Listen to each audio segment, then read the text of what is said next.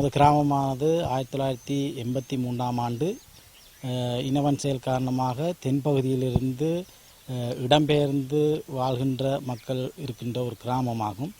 இக்கிராமமானது 1984ஆம் ஆண்டு இறுதிப்பகுதியிலேயே உருவாக்கப்பட்டது. எமக்கு 1.5 ஏக்கர் மேட்டுக்காணியும் அத்தோடு 2 ஏக்கர் வயல் காணியும் வாழ்வாதார நோக்கை கொண்டு எங்களுக்கு வழங்குவதாக வாக்குறுதி அளிக்கப்பட்டுள்ளது. அந்த வாக்குறுதி எங்களுக்கு இன்று வரை 35 ஆண்டுகளுக்கு மேலாக நிறைவேற்றப்படவில்லை.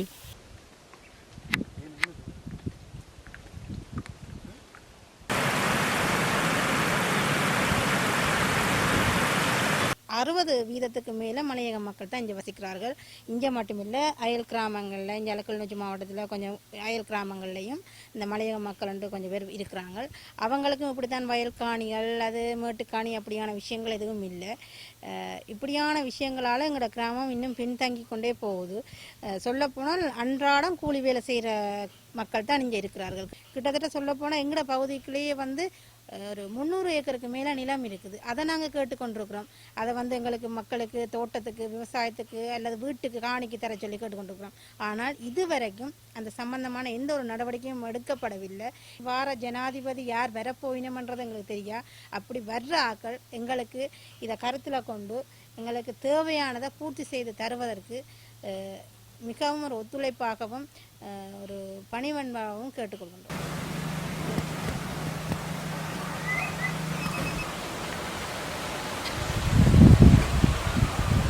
இப்போ பல ஆண்டு காலமாக நாங்கள் ஏமாற்றப்பட்டு கொண்டே இருக்கிறோம்.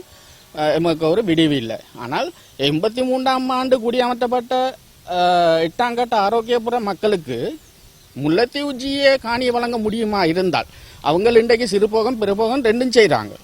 ஏன் கிளிநொச்சி மாவட்டத்தில் இருந்த அன்றைய அரசாங்க அதிபர் ஏன் இதை கொடுக்க முடியாது? கொடுத்துருக்கலாம் தானே. அவரால் செய்ய முடியுமாண்டா இவரால் ஏன் செய்ய முடியாமல் போனோம்? அப்போ எங்களை புறக்கணிக்கிறீங்களா? இன்னமும் எங்களை புறக்கணித்து கொண்டு தான் இருக்கிறீங்க.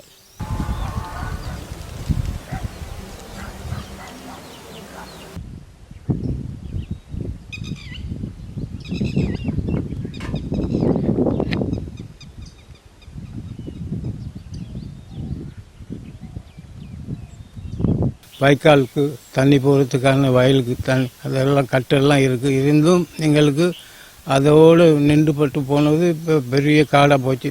மரங்கள்லாம் பெருசாக இருக்குது. மலையகத்திலிருந்து வன் செயலாக பாதிக்கப்பட்டு தான் நாங்கள் இங்கே வந்தோம்.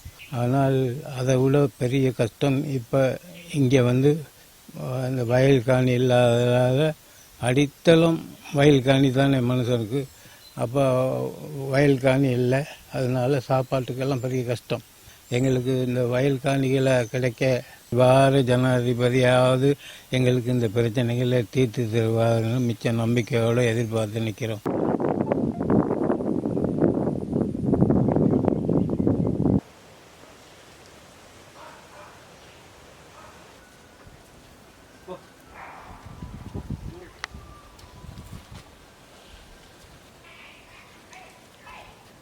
மலை சமூகம்னு சொல்லி தான் எங்களை எல்லாம் ஒதுக்கி வச்சிருக்கு. மற்றது இது ஆட்டுக்கொட்டி பக்கத்தில் வீடு, மண் வீடு தான்.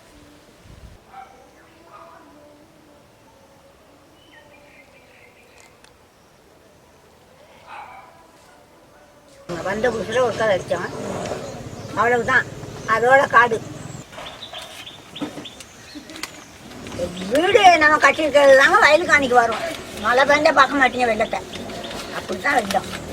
இந்த ஏதோ நான் கொடுக்குறத சமாளித்து ஒரு நேரம் சாப்பிட்டோம், ஒரு நேரம் சாப்பிடாமையும் சமாளித்து கொண்டு வரோம். அப்போ அது யாருங்க கேட்குறது? கேட்க ஆக்களே இல்லை எங்களுக்கு. இப்போ அவராவது இந்த காணியை பெற்று எங்களுக்கு கொடுத்து இந்த துப்பராக்கி நெல்லை விதைங்க, நீங்கள் ஒரு மனசை மாதிரி வாங்கன்னு சொல்கிறாரோ அது கடவுளுக்கு தாங்க தெரியும். என்ன நிலைமையில் வருதுன்னு எங்களுக்கு தெரியாது.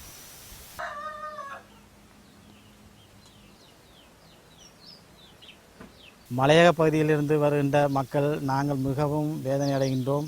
உலகாலம் 30-35 ஆண்டுகளுக்கு மேலாக நம்முடைய வயல் நிலம் பிரச்சனை தீர்க்கப்படாத விடத்து மக்கள், ஆரம்ப குடிமக்கள் அநேகமானோர் மரித்துள்ளார்கள். இடம்பெயர்ந்து வந்த மக்கள், அவருடைய பிள்ளைகள் எல்லாம் சேர்ந்து இப்போ 450க்கும் மேற்பட்ட குடும்பங்கள் வசிக்கின்றார்கள்.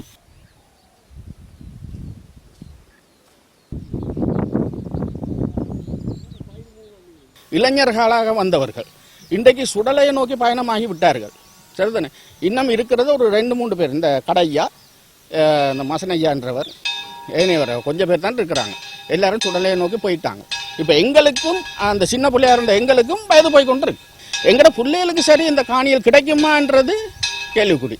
சரிதானே? ஃபாரஸ்ட் சரிதானே, அது அரச காடு. அந்த நிலைமை இருந்த அரசாங்கம் என்ன வேற யாருமா இருந்தது? வெளிநாட்டுக்காரரா? இல்லையே, இலங்கை அரசாங்கம் தானே இருந்தது. அவங்க தான் காணி கொடுத்தது. இந்த ஃபாரஸ்ட் சொல்லுது அது அரச காடு, அது யாரும் வழங்க இல்லை, அது இயக்கத்து தேவைக்கு போட்ட வாய்க்கால்கள். அங்கே சகல விதமான சீமெந்து கட்டுகளும் வாய்க்கால்களும் அமைக்கப்பட்டு எல்லாம் ஒழுங்குபடுத்தப்பட்ட வயல் காணிகள் தான் அங்கே இருக்கு. நீங்க வேணுமென்று சொன்னால் யாரை வேணும்னாலும் கொண்டாந்து அந்த காணிகளை பார்வையிடலாம்.